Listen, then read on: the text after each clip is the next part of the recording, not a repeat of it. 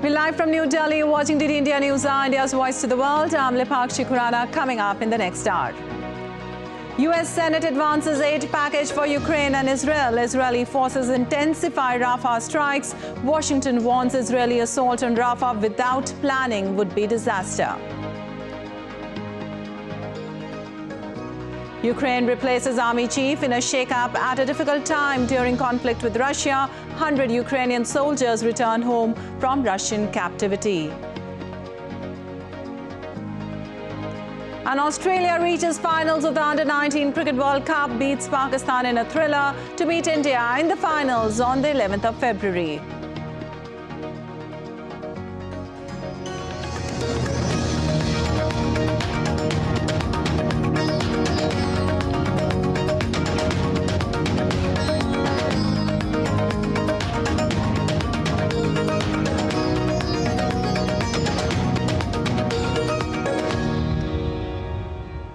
And on to details now. $95.34 billion that includes aid for Ukraine and Israel advanced in the U.S. Senate on Thursday. This comes after Republicans blocked a larger bipartisan border security and foreign aid bill.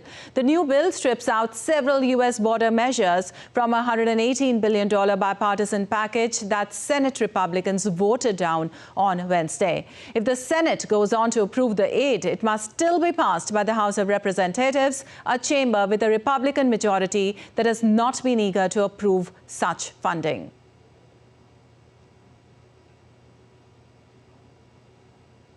Meanwhile, Israeli forces bombed areas in the southern border city of Rafah on Thursday, intensifying the residents' fears of an imminent ground assault. This comes a day after Prime Minister Netanyahu vowed to fight on as he rejected terms proposed by Hamas for a ceasefire. Israel says it takes steps to avoid civilian casualties and accuses Hamas terrorists of hiding among civilians, including at school shelters and hospitals, leading to more civilian deaths. Hamas has denied this. Rafah is one of the last remaining areas of the Gaza Strip where Israeli troops have not moved into so far.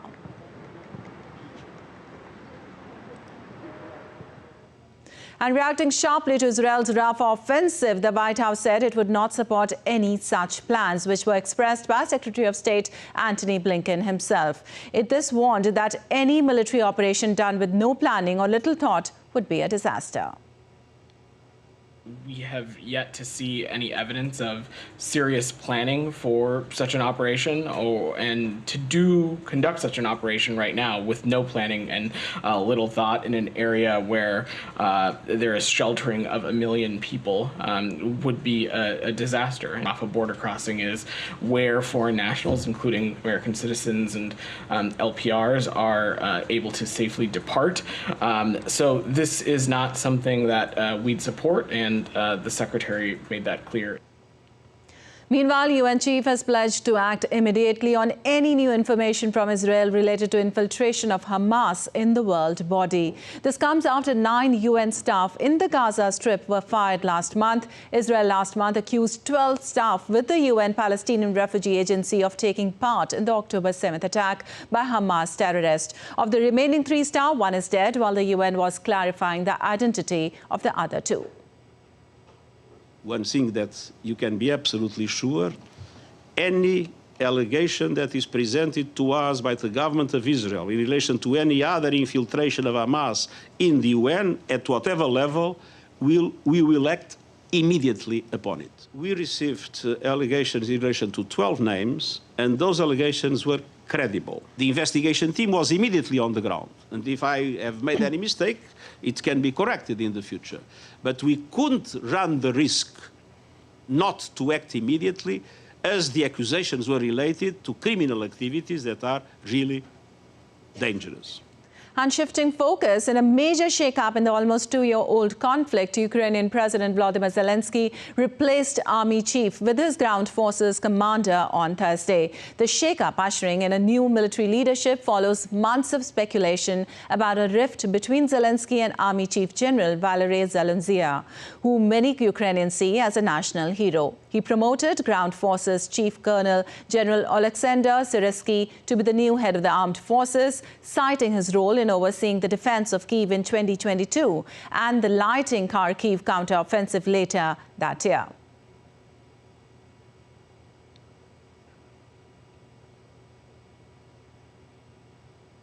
Meanwhile, 100 Ukrainian prisoners of war returned home from Russian captivity on Thursday, greeted with the Ukrainian flags amid chants of welcome home and glory to Ukraine. Ukrainian defenders expressed mixed emotions as they got back their homeland.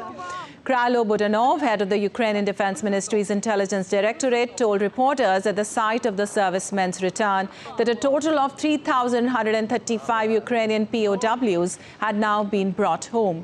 Ukraine and Russia have exchanged 100 prisoners of war from each side in the nearly two-year-old war, with the United Arab Emirates acting as an intermediary, both countries said on Thursday.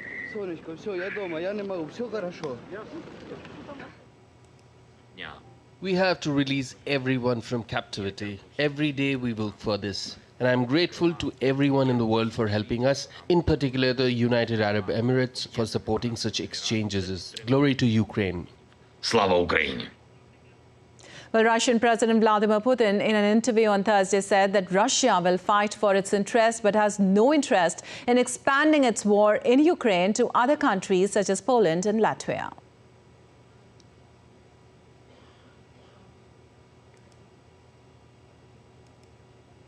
We have no interest in Poland, Latvia or anywhere else. Why would we do that? We simply don't have any interest. It's just threat-mongering. And the Central Election Commission of Russia has denied the candidacy of Boris Nadin, the sole candidate advocating for peace, effectively preventing him from challenging President Vladimir Putin in the upcoming election. Tasha Chernyshova provides insight from Moscow. The Russian Central Election Commission shortlisted 4 presidential candidates whose names will be on the official ballot in March. Among them, candidates from State Duma parties, representatives from the Liberal Democratic Party of Russia, the Communist Party and the New People Party. The 4th name will be incumbent President Vladimir Putin, who is running as an independent candidate. On Thursday, the authorities rejected bids from another 4 independent candidates, including Boris Nadin, who called to end Russia's special military operation in Ukraine. The Central Election Commission said Nadin was short 5,000 legitimate signatures of the required 100,000. At the Commission's hearing, Nadin said, quote, tens of millions of people were going to vote for him. Nadin said he would appeal the refusal of his registration to the Supreme Court. The Kremlin maintains the Central Election Commission's actions are in line with the country's electoral rules. The election will be held in March in all Russian regions, as well as the so-called new territories that used to be under Ukrainian control.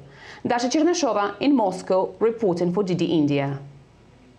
And a 15-month investigation into U.S. President Joe Biden for improperly handling classified documents ended on Thursday after Special Counsel Robert Hur's probe concluded the president cooperated and a jury would be unlikely to find him guilty. Hur's 388-page report includes references to Biden's memory and powers of recollection. Special Counsel Hur's report released did not charge President Joe Biden with a crime, but it painted a picture of a forgettable commander-in-chief who failed to properly protect highly sensitive classified information, a depiction that could hurt Biden politically. The report found that Biden willfully retained classified information, including top-secret documents, and knew he was in possession of some important documents. The report concluded President Biden willfully retained and disclosed classified military and national security information.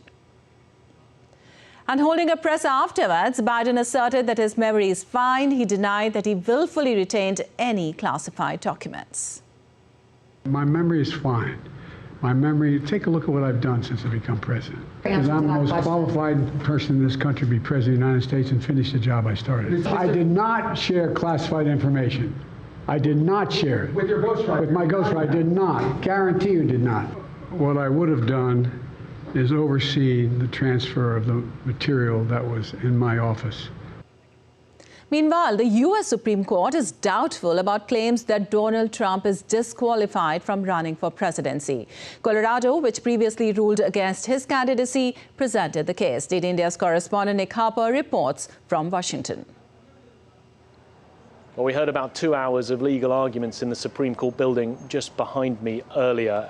And this case is incredibly consequential. It will have a direct bearing on this year's presidential election and will essentially rule whether or not Donald Trump is eligible to run for re-election. Now, the state of Colorado had previously ruled that Donald Trump's name should not appear on ballot papers. They say because of the events of January the 6th, 2021, when Trump supporters overran the Capitol building, that amounted to insurrection, and therefore Donald Trump is ineligible of standing for the presidency once again. Now, Donald Trump's lawyers set out how they think that is not the case. They even at one point argued that January the 6th was a riot rather than an insurrection.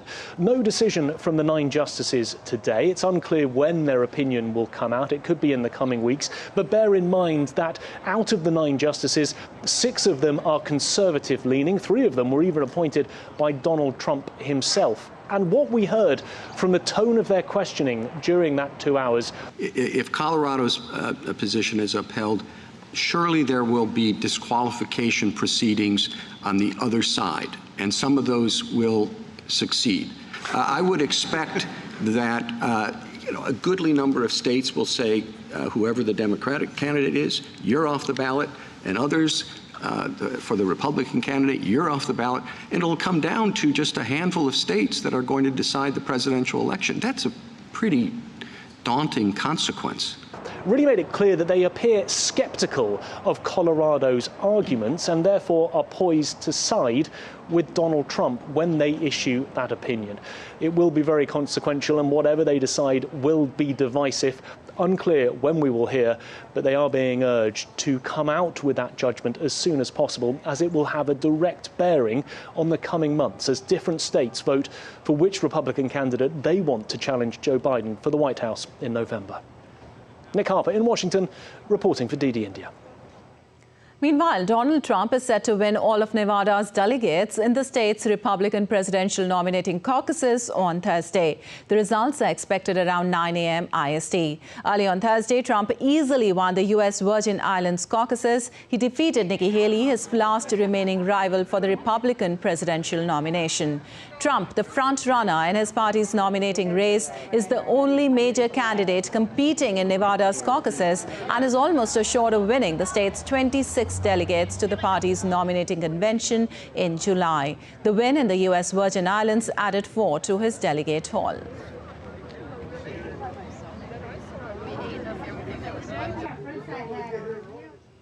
And moving on, thousands of people are fleeing armed clashes in the east of the Democratic Republic of Congo, following an increase in fighting between government forces and rebels of the M23 group. The rebels captured strategic hills and towns after a fierce battle last week, forcing the locals to flee to the eastern city of Goma. DD India's correspondent Chris Okamariga has more from Kinshasa.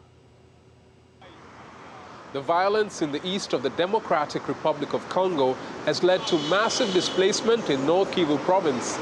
Aid agencies say nearly 10,000 people have fled their homes since the fighting intensified last month. Women carrying their children and household items have had to walk many miles to flee the clashes between the Congolese army and the M23 rebels. The two sides have been firing heavy weapons on each other's positions. A rocket landed near a university in the eastern city of Goma on Wednesday and injured some civilians. The DRC government has condemned the rebels for what it called the indiscriminate bombings it has carried out. The M23 rebels are ethnic Tutsis who accuse the government of failing to honor a peace deal they signed in 2013. Troops from a Southern African trade bloc and the DRC have been deployed in the eastern city of Goma to prevent it from falling into the hands of the rebels. The DRC president, Felix Tshisekedi, has accused Rwanda of supporting the rebels in order to plunder his country's minerals. Rwanda has repeatedly denied the accusation, but a panel of UN experts released a report last year that found evidence of Rwanda's support to the M23 rebels. Chris Ochamringa in Kinshasa for DD India.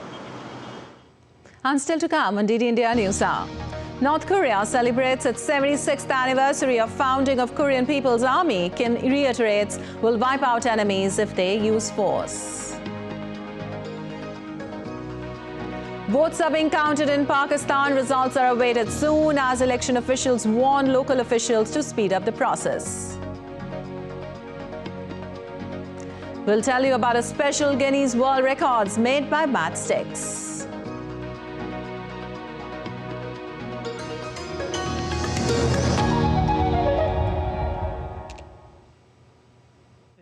From Bharat. Get ready for the grandest, most interesting and candid interview of all time. DD's exclusive interview with the master of diplomacy is set to captivate your screens. You are Bharat, you have to be Atmanirbhar. And if you are Atmanirbhar, you will be Bharat. No, India, that is Bharat. It is there in the constitution. Please, I would invite everybody to read it. Bharat is actually a belief and an attitude. Bharat's External Affairs Minister is gracing DD's Indian Diplomacy show. He will be shedding light on his groundbreaking book, Why Bharat Matters. Dr. Sriram Cholia will pick the most intriguing ones to ask the foreign minister. Let the diplomatic dialogue unfold.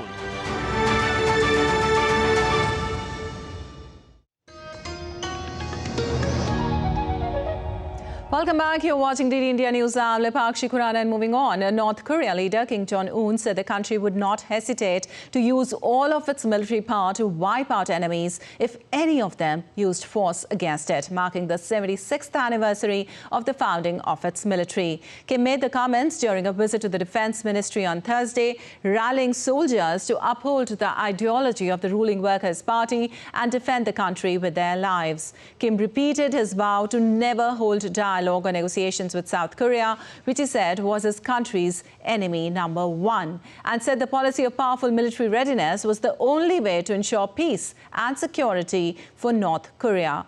North Korea has marked the foundation of its military on February 8th and last year held a large military parade at midnight showcasing its large intercontinental ballistic missiles.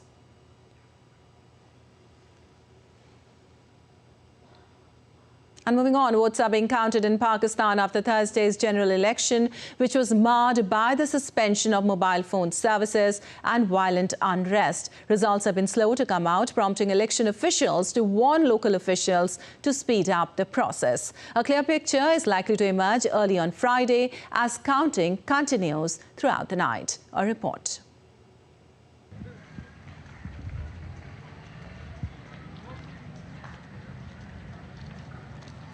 Pakistan went to the polls on Thursday. The election took place for seats in the federal legislature, called the National Assembly, and 4 provincial legislatures. There are 128 million Pakistanis eligible to vote in a population of 241 million. Polling took place from 8 in the morning to 5 in the evening. Pakistanis cast their ballots even as mobile phone services were temporarily suspended across the country and some land borders were closed to maintain law and order. The mobile phone networks have been shut since 7 a.m. in the morning and all voters are exasperated. They were worried that everything will run on social media, so they have shut down the networks. All of us are irritated because of this, as well as the chaos in the polling booths. The country's jailed former Prime Minister Imran Khan's party, PTI, uses social media to reach out to voters. Khan was barred by a court from holding political office last year. Restrictions likely limited the PTI's ability to compete with rivals. If they're not using even WhatsApp, then one of their family members is giving them the news from social media, because I think everybody has now realized how biased mainstream media is, be it the newspapers, be it the TV channels. So people are actually seeking alternate info, and that's coming from social media. Voters cast their ballots for 2 representatives, one to the National Assembly and the other to the Provincial Assembly in 4 provinces. In what appeared like a large representation, 5,121 candidates threw their hats in the ring for a chance to get into the Federal Assembly. There were 12,695 hopefuls for the provinces. But while the candidates are hopeful, not many voters share their enthusiasm. We are here to cast our votes because we know if we don't come, someone else would have done it for us. Our vote has little value. It doesn't make much difference whether we vote or we don't. We are voting to just satisfy ourselves that we have exercised our right to vote.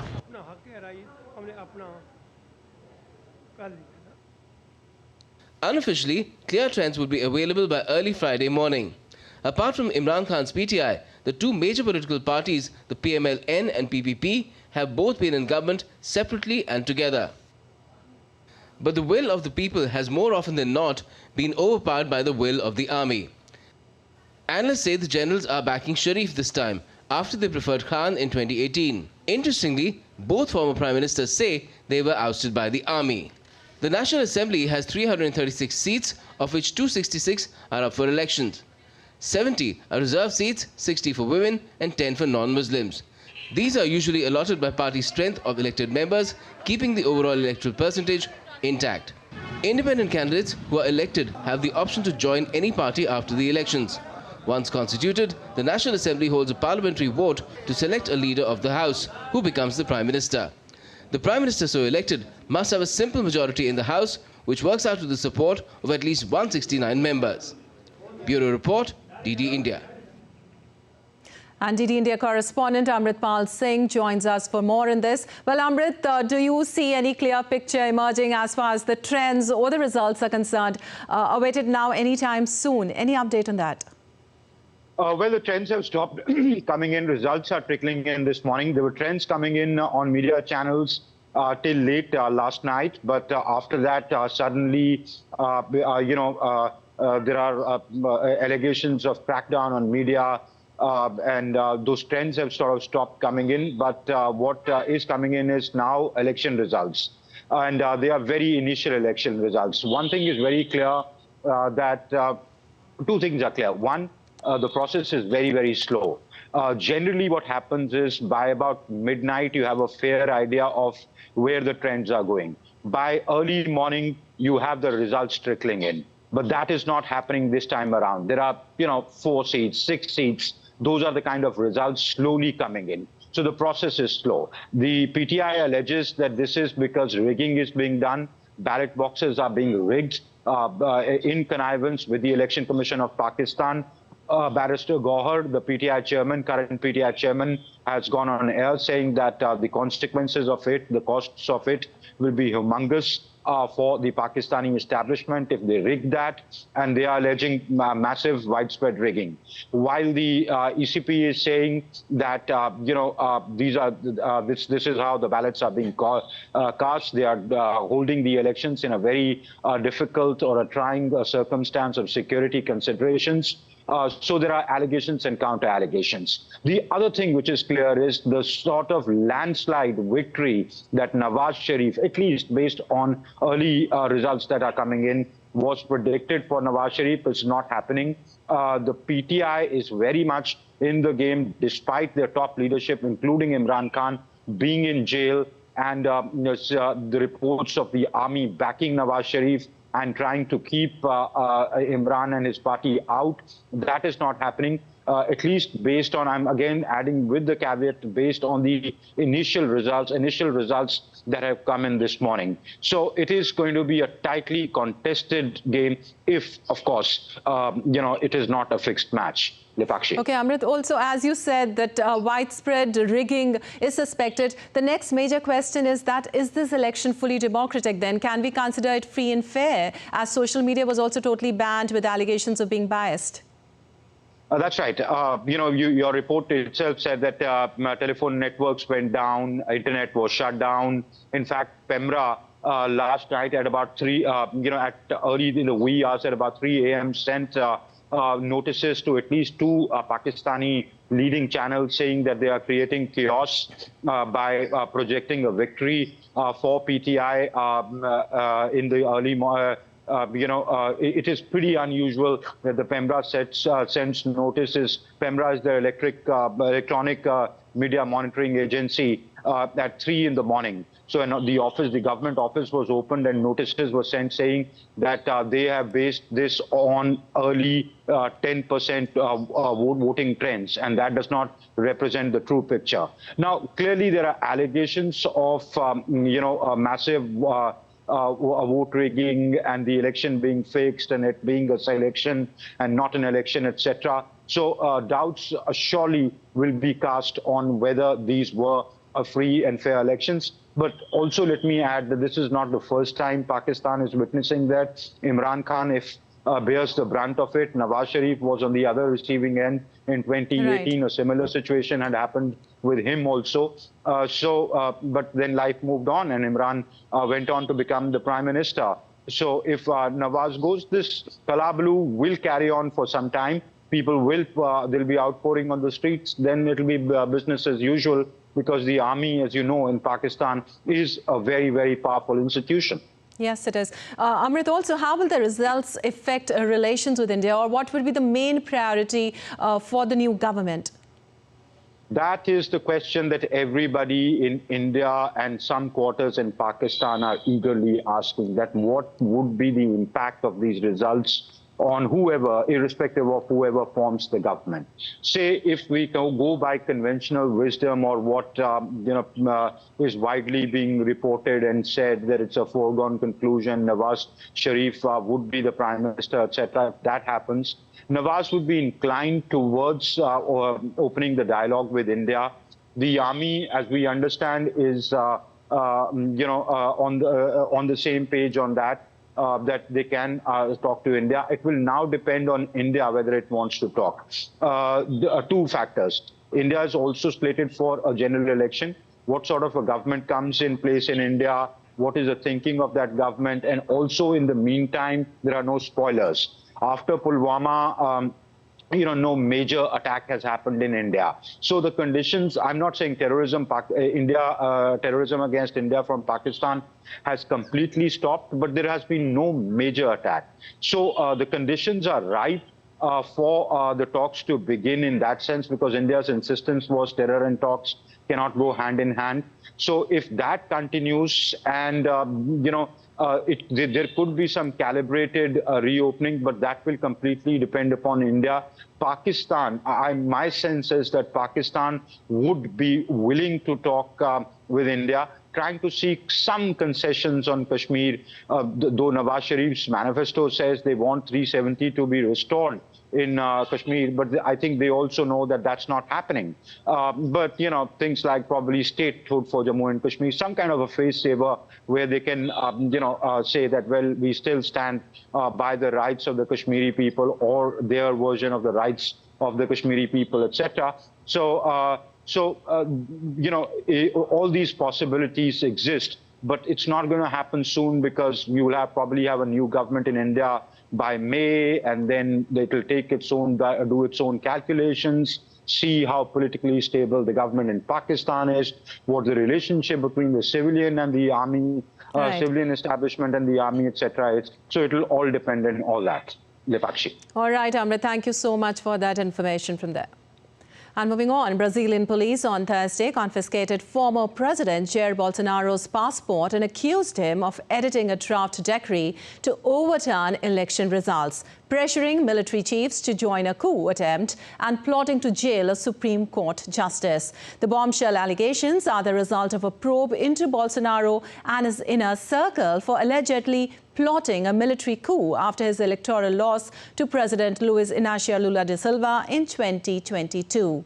Thursday's operation included search warrants against 4 former ministers and the arrest of 4 former aides. Bolsonaro has already been ruled politically ineligible until 2030 for spreading election falsehoods and faces several other criminal probes that could land him in jail. He has denied wrongdoing and calls the investigations politically motivated. And Central American country El Salvador kicked off a mass trial of nearly 500 alleged gang leaders on Thursday.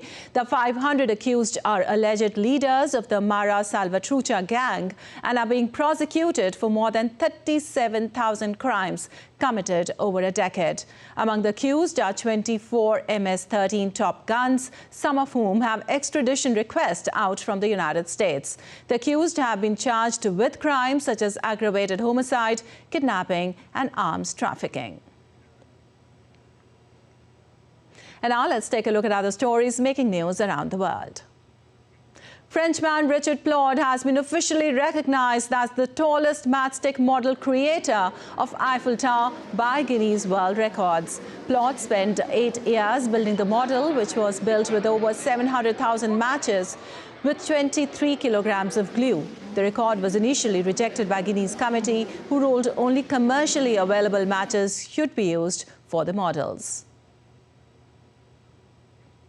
A JetBlue Airways plane collided with another aircraft at Boston's Logan Airport on Thursday. The plane's winglet and tail section were damaged, though no injuries were reported. Tarmac collisions between planes are rare, but a similar incident occurred last month when a Boeing 777 struck a Delta 717 stabilizer. And still to come on DD India News Hour. India ends free movement regime along Myanmar border with immediate effect. Indian citizens advised to leave Myanmar immediately amid worsening security situation in Rakhine state. Indian actress Bhumi Pednekar is back with a new film, Bhakshak, talks to DD India on her plans. And we show you how Indian Air Force's fighter jets gear up for the mega muscle flex exercise in Western India's Jodhpur.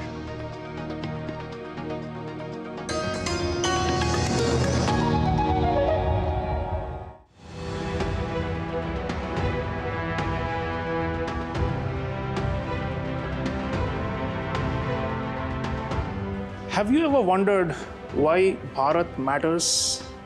Conceptually, what's the difference between Bharat and India? Why is Bharat's name, image, identity, prestige? Why are all these continuously rising to higher and higher levels in the world? What are the expectations of the international community from Bharat? And why is Bharat continuously assisting so many countries in need around the world? Why is Bharat a friend of global South, global North? Geopolitical East, geopolitical West? Why is Bharat straddling all the fault lines that divide the world in today's world politics? All this and much more, exclusively on Doordarshan, Why Bharat Matters with External Affairs Minister Dr. Subramaniam Shanker. Do tune in.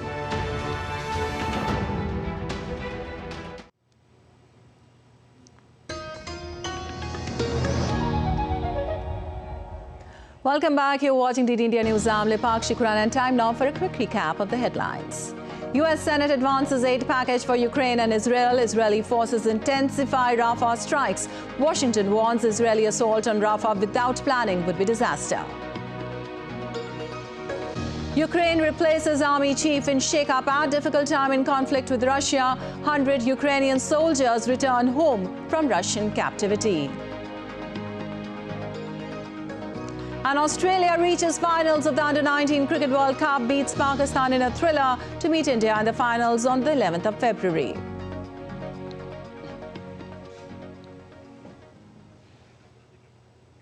And India on Thursday suspended the free movement regime along the Myanmar border with immediate effect. The free movement regime had allowed citizens from either nation to cross the border and travel up to 16 kilometers into the other's territory without documents like passports or visa. India's Ministry of External Affairs has advised its citizens in Myanmar's Rakhine state to leave immediately. As Myanmar's military junta battles to contain pro-democracy protests, the ground situation remains dire. Amid deteriorating security situation in Myanmar, India has advised its citizens not to travel to Myanmar's Rakhine state. Myanmar में वहाँ पर भी स्थिति थोड़ी चिंताजनक है जहाँ तक सुरक्षा की बात है, और हम लोगों ने कल एक एडवाइजरी निकाला था जो हम लोग वहाँ पर हमारे नागरिक हैं उनको हम कह रहे हैं कि आप वहाँ से निकल जाएं, और जो हमारे नागरिक वहाँ जाना चाहते हैं उनको कह रहे हैं उनसे हमारी ये गुजारिश है कि आप लोग वहाँ ना जाएं क्योंकि वहाँ की स्थिति नाजुक है. While India's Home Ministry on Thursday recommended the immediate suspension of free movement regime, that's FMR, between India and Myanmar. India's Home Minister Amit Shah wrote on social media platform X that it's Prime Minister Narendra Modi's resolve to secure our borders. The Ministry of Home Affairs has decided that the free movement regime between India and Myanmar be scrapped to ensure the internal security of the country and to maintain the demographic structure of India's northeastern states bordering Myanmar. Since the Ministry of External Affairs is currently in the process of scrapping it, MHA has recommended the immediate suspension of the FMR. In January this year, India's Home Minister Amit Shah had said that the government will secure the India-Myanmar border with barbed fencing. Myanmar के साथ हमारी सीमा जो खुली सीमा है, नरेंद्र मोदी सरकार ने निर्णय करा है कि भारत म्यांमार सीमा को हम बाढ़ से सुरक्षित करेंगे और पूरी सीमा पर बांग्लादेश की तर्ज पर बाढ़ लगाने का काम करेंगे.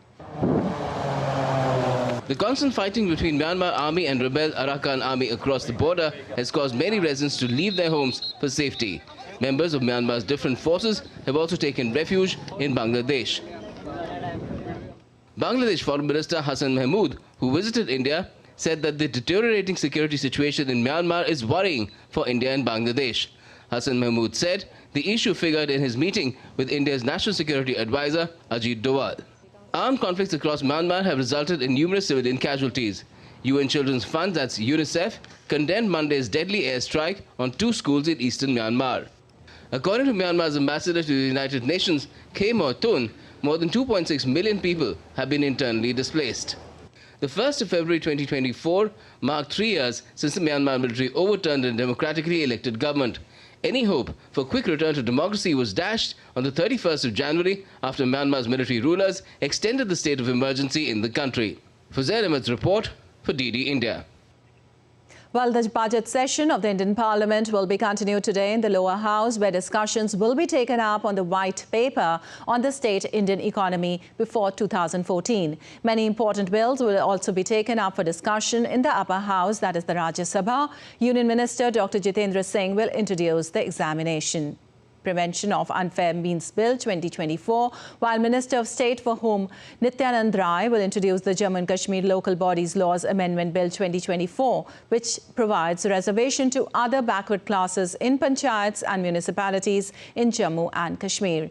2 other bills are related to Jammu and Kashmir: the Constitution Jammu and Kashmir Scheduled Caste Order Amendment Bill 2024 and the Constitution Jammu and Kashmir Scheduled Tribe Order Amendment Bill 2024 are also to be passed by the upper house. Lower house of the Indian Parliament has already passed these bills.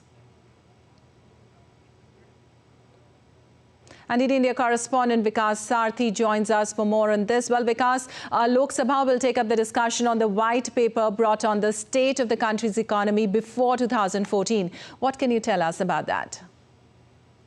Right, Lepakshi. So during her interim budget speech, Finance Minister indicated that government will bring a white paper on the issues of policy paralysis and mismanagement of Indian economy prior to 2014. And we saw yesterday Finance Minister brought this white paper in both the houses, and today Lok Sabha will take up this for the discussion.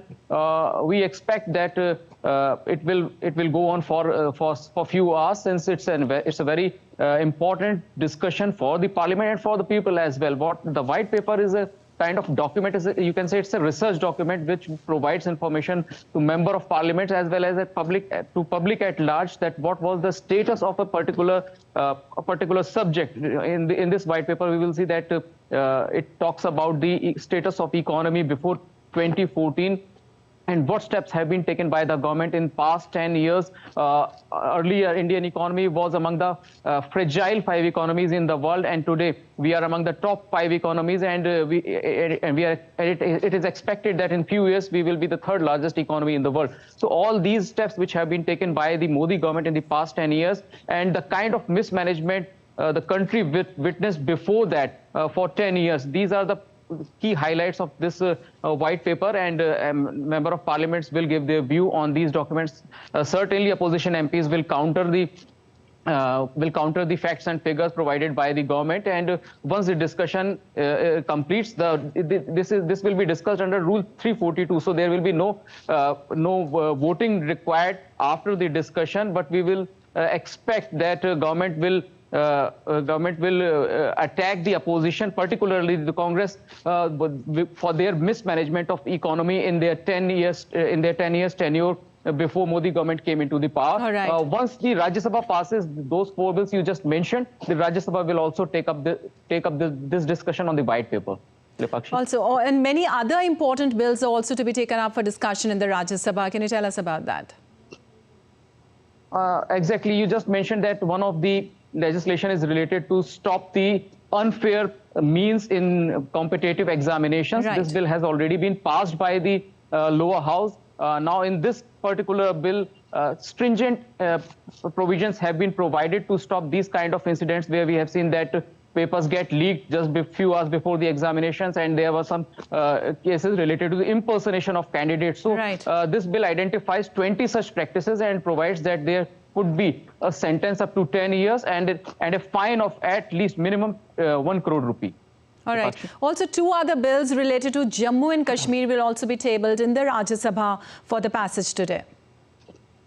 Right, Lepakshi. So one bill is related to the providing reservation to other backward classes in Jammu and Kashmir. As we are aware that before abrogation of Article 370, the provisions of reservations were not applicable to the Jammu and Kashmir, and after that abrogation, now scheduled caste, scheduled tribe and OBC communities are getting their due share in the polity and in the services, in the government services as well. So these bills are related to providing reservation to OBC community, scheduled caste community and scheduled tribe community in the Union Territory of Jammu and Kashmir.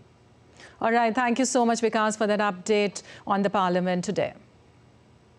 And moving on, India's External Affairs Minister Subramaniam Jair Shanker will attend the 7th Indian Ocean Conference during his visit to Perth in Australia on Friday. The minister will address the inaugural session of the conference along with Sri Lanka's President Ranil Wickremesinghe, Australia's Foreign Minister Penny Wong and Singapore's Foreign Minister Vivian Balakrishnan. The 7th edition of Indian Ocean Conference is being held on the 9th and 10th of February. The theme of this year's conference is towards a stable and sustainable Indian Ocean. The Indian Ocean Conference is a flagship forum for countries in the Indian Ocean region, organized annually by India's Ministry of External Affairs in association with the India Foundation.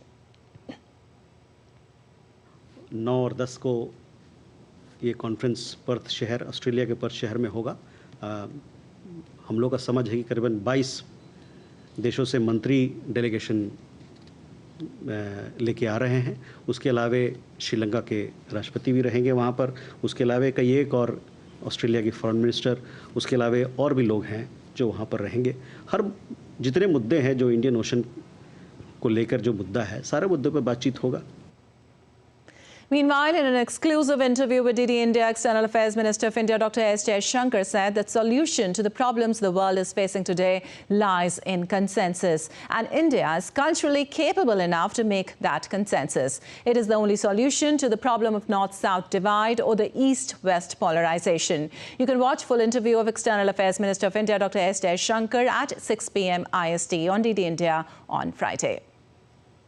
To bridge the North-South divide and the East-West polarization.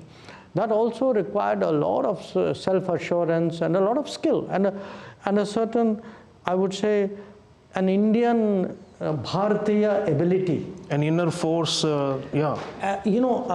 almost I would say a kind of a cultural ability to get everybody around the table and create that kind of Sarvasahmati, which actually we saw in the G20, and I think, it's just not me saying it. If you ask people in the world, I think most people were really very impressed, almost amazed by the fact that we were able to pull it off. Well, Indian actress Bhumi Pednekar is back with a new film, Bakk, where she portrays the role of a fearless journalist. It follows her journey to seek justice and uncover a harrowing crime at a shelter for young girls. The actress talked to DD India about the new film and tells why it is relevant in the present times. I think there could not have been a more relevant time than now for a film like Bakk to come. As you rightly said, you read about women being raped, children being assaulted, physical, emotional violence, on any marginalized, vulnerable gender or community. But now it's just become a headline for us, because the next you turn the page, there'll be another one, you go on. It's just like an everyday happening. Are we okay accepting that this is where our society is going? Are we okay thinking that, okay, you might feel like it's not happening in your house, but eventually we all are going to be affected by it? And moving on, Indian Oil is diversifying its energy pathways to become a comprehensive energy company with a recent long-term gas deal signed with Qatar. Committed to achieving net zero operational emissions by 2046, the state-run oil refining company aims to strengthen its hydrogen ecosystem for environmental sustainability. A correspondent, Tapas Bhattacharya, interviewed Indian Oil Corporation's chairperson Shrikant Madhavvedya to delve deeper into these developments. Chairman of Indian Oil, SM Vedya, to talk about the India Energy Week and the progress that Indian Oil is making towards becoming net neutral. Sir, huge point from your company. You guys are making a statement going full forward in becoming net neutral by 2040, isn't it?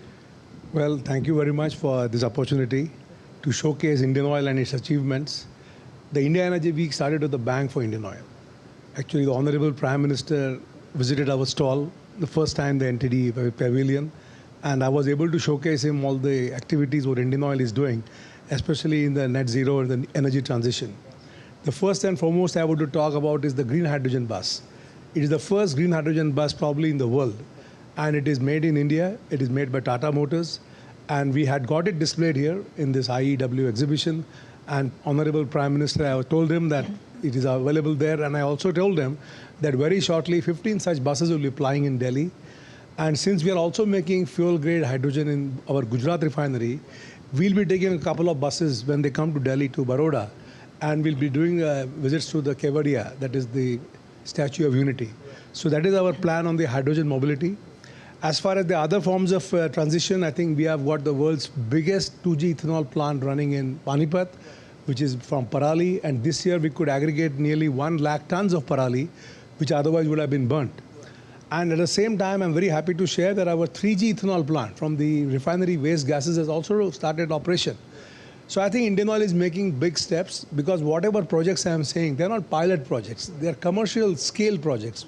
So I think these big statements are going to go a long way in defining the path of energy transition in India, because Indian Oil is a leader, and whatever we do, we have to show the way. You also had a major agreement with Qatar coming up, where Indian Oil again playing a major role in making India energy sufficient. Yeah, absolutely. That contract was signed by Petronet LNG, but we are one of the major off-takers from that, along with GAIL. And our Honorable Prime Minister's vision is for India to become a gas economy. So I think this particular agreement, which will come into effect from 2028 onwards for 20 years, will go a long way in defining gas as not only a transition fuel, but also a destination fuel. Much appreciate your time. So that was the chairman of Indian Oil saying that its transition is happening in Indian energy sector, and Indian Oil is playing a pivotal role in that. With camera person Ajit, this is Tapas Bhattacharya for DD India from India Energy Week in Goa. And the 72-hour-long validation exercise between Indian and Saudi Arabian armies is currently underway in Mahajan Ranges near Bikaner. DD India correspondent Nandita Dagar reports for more. Here in the semi-arid environment of the Mahajan Ranges in the Bikaner district of Rajasthan, the first ever joint exercise Indian and Saudi Arabian armies has taken place, and the validation exercise, which involved house intervention, cordon and search operations, which involved such aspects such as slithering from choppers, casualty evacuation and firing of weapons, which actually resulted in better interoperability between the Saudi land forces and Indian 20th Battalion of the Brigade of the Guards, which is mechanized infantry. And this is the first exercise named Sada Tanseek between India and Saudi Arabia. This will lead to better camaraderie, bonhomie, and understanding each other's best practices. With camera person Mohammad Rafiq Pathan from the Mahajan Ranges in Bikaner, Rajasthan, this is Nandita Dagar for DD India. And now let's take a look at other stories making news today. Indian Air Force's fighter jets roar in the skies of Western India's Jodhpur as they gear up for the mega muscle flex exercise Vayu Shakti 2024. All frontline aircraft, including the Rafale fighter jets and Prachand attack choppers, will take part in the exercise Vayu Shakti, scheduled to be held on 17th of February at the Pokhran air-to-ground range. The Indian Border Roads Organisation has started the snow clearance operation in Sonmarg in the North Indian Union Territory of Jammu and Kashmir. The BRO is actively engaged in deploying heavy machinery to clear the snow from the roads. The Srinagar-Ladakh road was closed by the authorities as a precaution following last Saturday's significant snowfall. And still to come on DD India News Hour. US investors tread cautiously on economic data. Global cocoa prices hit fresh record highs. And we'll show you glimpses of pre-carnival festivities in Brazil's Rio de Janeiro.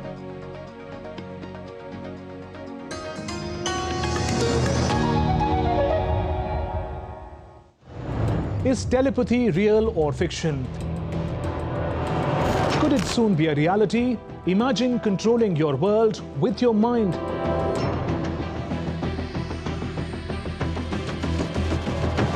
Elon Musk's brain chip promises telepathy for real. But is it safe? Is it ethical? I connect the dots to get the full picture.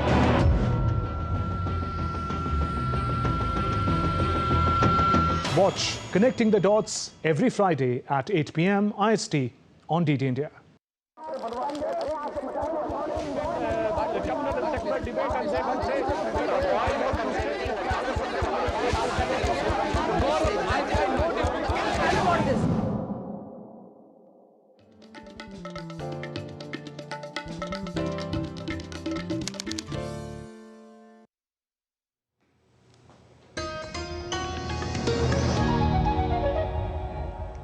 Welcome back. You're watching DD India News. I'm Lipakshi Khurana, and on to some business news. And investors in the US markets reacted to earning reports amidst a roughly in-line jobs report and remarks from policymakers on a likely delay in interest rate cuts. The benchmark S&P 500 index advanced slightly on Thursday, but traded close to the 5,000-point milestone. The S&P 500 gained 2.85 points, or 0.06%, to end at 4,997.91 points. Composite gained 37.07 points, or 0.24%, to 15,793.72. The Dow Jones Industrial Average rose 48.97 points, or 0.13%, to 38,726.33. Slight moves in the market today, but overall, year to date, we've had really strong performance for the S&P 500. It's trending up, crossing all-time highs, and it's about to cross 5,000, the magic number. So we've seen some really strong earnings report come out, and that's broadly led by tech stocks. But we've also seen it in companies like Disney, Uber, that were up yesterday. But yesterday, we saw ARM report earnings up 50% over the day. So, it's still very much an AI story. And global cocoa prices hit fresh record highs on Thursday as traders continue to scramble for supplies. Top U.S. confectionery company Hershey is expecting to see a further slowdown in demand for its products from cash-conscious customers after its sales volume slid 6.6% in the fourth quarter. Cadbury maker Mondelez also fell last quarter, while benchmark London cocoa futures hit a record for £1,670 a metric ton during the session at ICE exchange on Thursday. The New York benchmark ICE cocoa futures hit a new all-time high of $5,874 a ton, closing up 7.3% at $5,805, having risen above 90% since the start of the last year. Exporters and pod counters in number 2 cocoa producer Ghana's output for the current 2023-24 season is expected to reach just 475,000 to 500,000 tons versus 655,000 last year. A third successive supply deficit for the market is expected, causing fear among traders that the shortage will extend into next year. Very nice, huh? I always work like that, so maybe it's And in January, China experienced the sharpest decline in consumer prices in over 14 years, posing a significant hurdle for policymakers seeking to stimulate economic growth. Economists cautioned that deflationary forces may persist throughout the first half of 2024, citing ongoing weak sentiment in the nation. Patrick Falk of DD India brings further insights in this pivotal issue. Well, official data showed consumer prices in China fell by 0.8% in January from a year earlier, following a 0.3% drop the month before. It was the third straight quarterly decline for the world's second biggest economy, its longest deflationary streak since the Asian financial crisis in the late 1990s. And it was led lower by a drop in food prices, pork prices in particular being the most consumed meat in China. There was also a big drop in the cost of buying a car as price wars broke out between automakers like BYD and Tesla. Now, cheaper prices might look good to consumers at first, but it doesn't necessarily mean that people are going to start spending again. In fact, it might make people hold off buying even longer as they wait for prices to drop even further, depressing economic activity even further. It also raises real interest rates, making it costlier for businesses to service their debt and harder for them to invest. It may also make people default on their loans, undermining confidence in banks. Now, China has struggled to regain economic momentum on the back of COVID-19, as many other major economies around the world has managed to do so. And that's mainly because of its deepening property crisis and local government debt risk. Policymakers have been cutting interest rates in an attempt to spur growth, but so far that hasn't worked. The government is expected to boost fiscal stimulus this year, but plans won't be revealed until it releases its national budget sometime in March. But Beijing does have limited options because of its slumping housing market, meaning a building boom likely won't deliver any results as it has done in the past. And you're watching DD India News Hour. Time now for some sports news. A repeat of the WTC final, a repeat of the ODI World Cup final, call it wherever you want. What is the Under-19 World Cup final, where Indian men will be up against Australian ones in Benoni. Australia clinched a one-wicket thriller as they chased down 180 to win against Pakistan and book a date with India in the final on Sunday at the same venue of Willamore Park in Benoni. This will lead to a rematch of the finals between the senior men of the two teams and during the ODI World Cup 2023.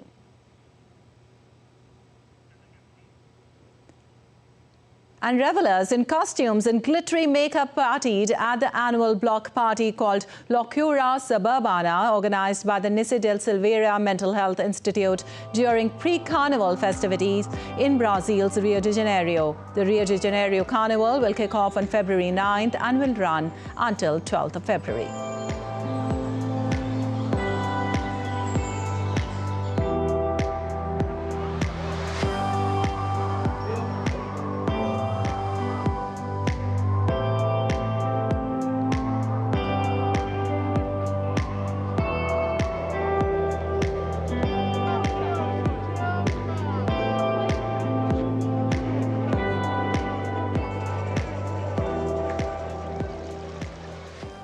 Well, that's all for this edition of DD India News Hour, but let us know your thoughts on the news of the day. You can connect with us on Facebook, X, formerly known as Twitter and Instagram. We'll be back with more news as it breaks here on DD India. I'm Lipakshi Khurana from all of us here in Delhi. Thanks for watching DD India News Hour.